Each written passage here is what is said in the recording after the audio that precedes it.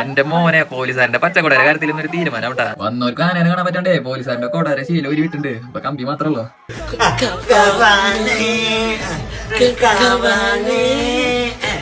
ആനൂട്ടിന് വന്നിരിക്കട്ടാ. തൃശ്ശൂര് വടക്കുന്ന അതിന്റെ ആനൂട്ടിന് പോണ പോക്കട്ടത്. എന്തുട്ട മഴ മോനെ. അങ്ങനെ അമ്പലത്തിലെത്തിയപ്പോ നല്ല ക്രൗഡ് ഉണ്ട്. അതുപോലെ തന്നെ നല്ല മഴയും. അങ്ങനെ ആകാശത്തേക്ക് നോക്കുമ്പോൾ ലിറ്റിൽ ബേർഡ്സ് ഉള്ള റൗണ്ട് അടിക്കണം. നല്ല രസം ഉണ്ടാവുന്നുണ്ട് കാണാൻ. ഇവിടെ ഞാൻ കണ്ടതിൽ വെച്ചിട്ട് ഏറ്റവും വലിയ ഗണപതി ഹോമം കാണുന്നത്. ഈ നെറ്റിപ്പട്ടം മുത്തുകൂടെ ഇല്ലാണ്ട് ഈ ആനയൊക്കെ ഈ റോഫീൽഡ് കാണുന്നത് ഈ ആനൂട്ടിന് മാത്രട്ടാ. നേരെ നിൽക്കണ്ട എല്ലാരും. ഗൈസ് അപ്പൊ അങ്ങനെ ആനൂട്ടി തുടങ്ങിട്ടാ. അപ്പൊ നമ്മളും കൊടുത്തൊരു റോബസ്റ്റ് വേണം.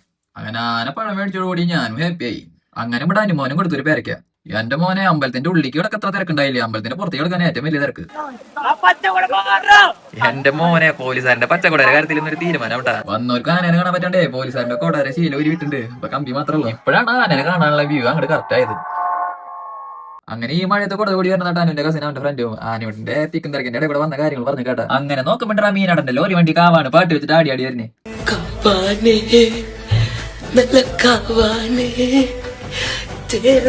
ഏതാ വൈബ്? കാവാണ് വൈബ്.